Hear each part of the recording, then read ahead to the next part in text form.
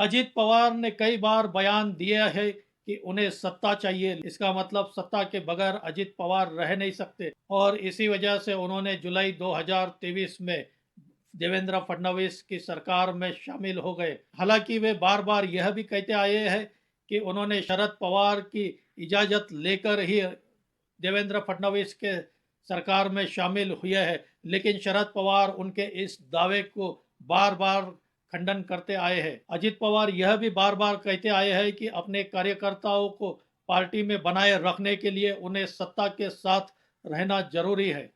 कल महाराष्ट्र में बीएमसी और महानगर पालिका चुनाव के इकाइयों के रिजल्ट आए हैं और इन रिजल्ट के बाद महाराष्ट्र की राजनीति में हलचल तेज हो चुकी है। रिजल्ट के अगले ही दिन अजित पवार शरद पवार से बारामती में उनके घर पर गोविंद बाग पर मिलने जाते हैं। यहाँ एक महत्वपूर्ण मीटिंग होती है। इस समय शरद पवार की बेटी सुप्रिया सुळे और महाराष्ट्र राज्य के पूर्व मंत्री राजेश टोपे और खासदार अमोल कोल्हे भी मौजूद थे।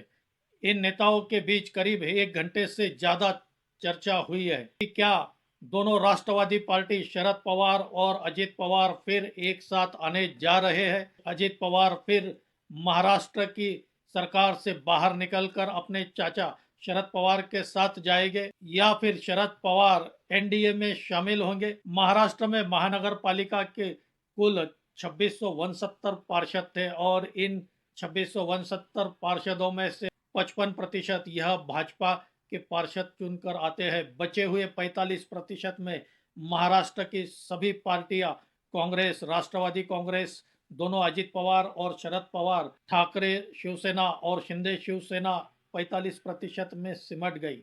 और इन नतीजों के बाद महाराष्ट्र के कई नेता चिंता में नजर आ रहे हैं, क्योंकि दोनों ठाकरे भाई एक साथ आकर अपने अस्तित्व की लड़ाई लड़ रहे थे। पूरे देश का ध्यान था कि ठाकरे ब्रांड बचेगा या नहीं बचेगा। जिस तरह उद्धव ठाकरे के लिए यह बीएमसी महत्वपूर्ण है, उसी तरह राष्ट्रवादी कांग्रेस दोनों शरद पवार और अजित पवार के लिए पुणे महानगर पालिका और पिंपरी चिंचवड़ महानगर पालिका महत्वपूर्ण है।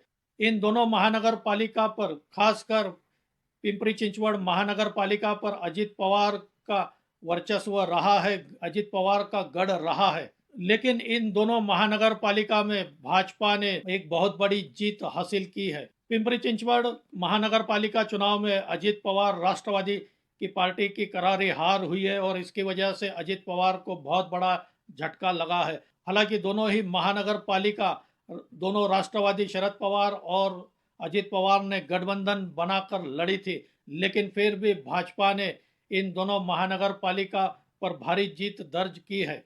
पिंपरी चिंचवड़ महानगर पालिका यह अजित पवार का गढ़ है और इसकी वजह से अजित पवार की सत्ता और पावर पर अब प्रश्न चिन्ह उठ रहे हैं और इसी वजह से अपनी साख बचाने के लिए अजित पवार रिजल्ट के अगले ही दिन दौड़े दौड़े शरद पवार के पास पहुंचते हैं। यहाँ पर आगे की रणनीति पर चर्चा हुई है। पिछले कुछ दिनों से दोनों राष्ट्रवादी पार्टी के नेताओं में एक साथ आने को लेकर भी कई बयान दिए गए हैं। क्या अब दोनों राष्ट्रवादी शरद पवार और अजित पवार फिर एक बार आएंगे या फिर शरद पवार फिर कोई नई चाल चलने जा रहे हैं?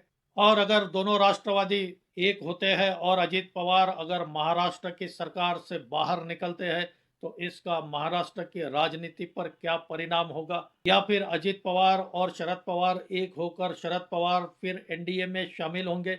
यह आने वाला समय ही बताएगा। दोस्तों, आपकी क्या राय है? क्या दोनों राष्ट्रवादी शरद पवार और अजित पवार को एक साथ आना चाहिए? आप भी कमेंट करके बताइए। मेरा यह वीडियो अच्छा लगा हो तो इसे लाइक करें, शेयर करें और मेरे इस चैनल को सब्सक्राइब करें। आज यही रुकते हैं। धन्यवाद।